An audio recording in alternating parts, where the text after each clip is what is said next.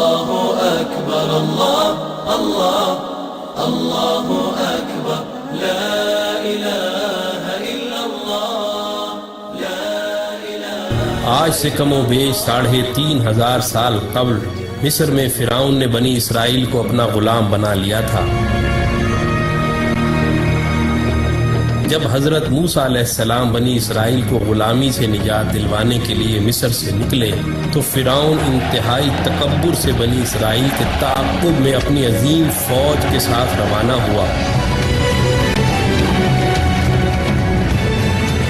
لیکن جب وہ ان کے قریب پہنچا تو اللہ کے حکم سے آسمانی آگ نے اس کا راستہ روک لیا۔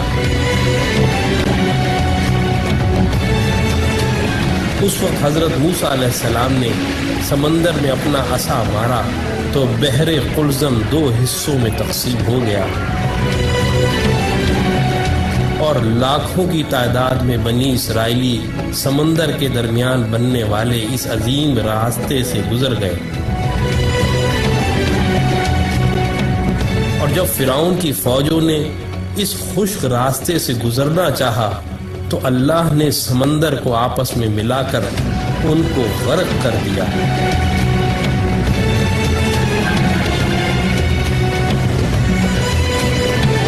یہودیوں اور عیسائیوں کے عقیدے کے مطابق فرعون کی تمام فوج تو غرق ہو گئی تھی، لیکن فرعون کنارے پر ہونے کی وجہ سے ڈوبنے سے بچ گیا تھا اور بعد میں وہ اپنی طبعی موت مرا تھا۔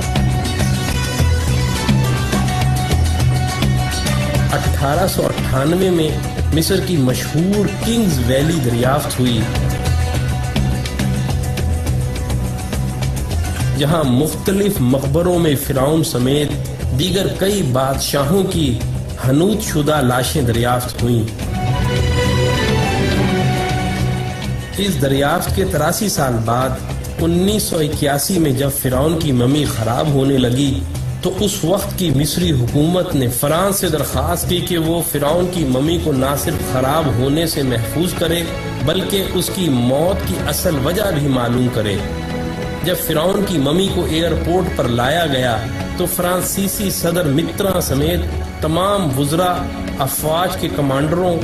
اور فوجی دستوں نے فرعون کی ممی کو اس طرح سلامی دی جیسے ایک عظیم بادشاہ کو دی جاتی ہے۔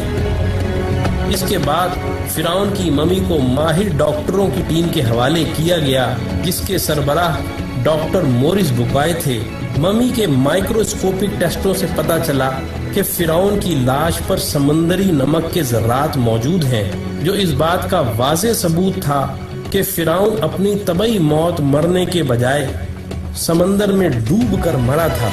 جس کے فوراً بعد اس کی لاش کو سمندر سے نکال کر حنوط کر دیا گیا تھا۔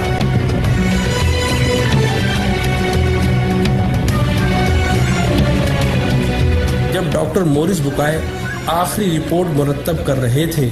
تو ان کو بتایا گیا کہ مسلمانوں کی مقدس کتاب قرآن مجید میں لکھا ہوا ہے کہ اللہ نے فرعون کو غرق کر کے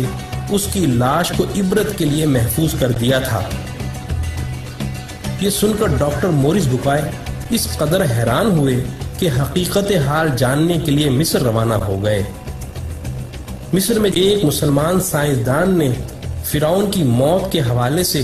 قرآن کی درج ذیل آیات ان کو پڑھ کر سنائیں، اور ہم نے بنی اسرائیل کو سمندر پار کر دیا تو فرعون اور اس کے لشکر نے سرکشی اور تعدی سے ان کا تعاقب کیا، یہاں تک کہ جب وہ سمندر میں ڈوبنے لگا تو کہنے لگا کہ میں اس خدا پر ایمان لاتا ہوں جس پر بنی اسرائیل ایمان لائے ہیں۔ اللہ نے فرمایا تو اب ایمان لاتا ہے حالانکہ تو پہلے نافرمانی کرتا رہا اور مفسد بنا رہا، تو آج ہم تیرے بدن کو سمندر سے نکال کر محفوظ کر لیں گے تاکہ تو بعد کے لوگوں کے لیے عبرت بن جائے۔ ان آیات کو سن کر انتہائی حیرت کے عالم میں ڈاکٹر مورس بوکائے کہنے لگے، قرآن کا نزول فرعون کی موت کے 2000 سال بعد ہوا، اور اس وقت اور آج تک کوئی فرعون کی ممی کے بارے میں نہیں جانتا تھا، لیکن قرآن نے اس کے بارے میں جو پیشن گوئی کی تھی وہ آج نزول قرآن کے 1400 سال بعد فرانس میں ممی کے مائکروسکوپک ٹیسٹوں سے سچ ثابت ہو گئی ہے۔ تو بھائیو، ایسا قرآن کسی انسان کا کلام تو ہو ہی نہیں سکتا، یقیناً یہ اللہ کا کلام ہے۔ یہ کہہ کر انہوں نے بھرے مجمع میں کلمہ پڑھ کر اپنے مسلمان ہونے کا اعلان کیا۔ یہی وہ ڈاکٹر مورس بکائے ہیں جن کی مشہور زمانہ کتاب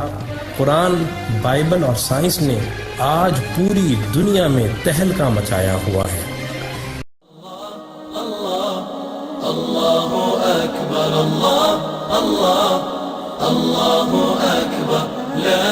الہ الا اللہ، لا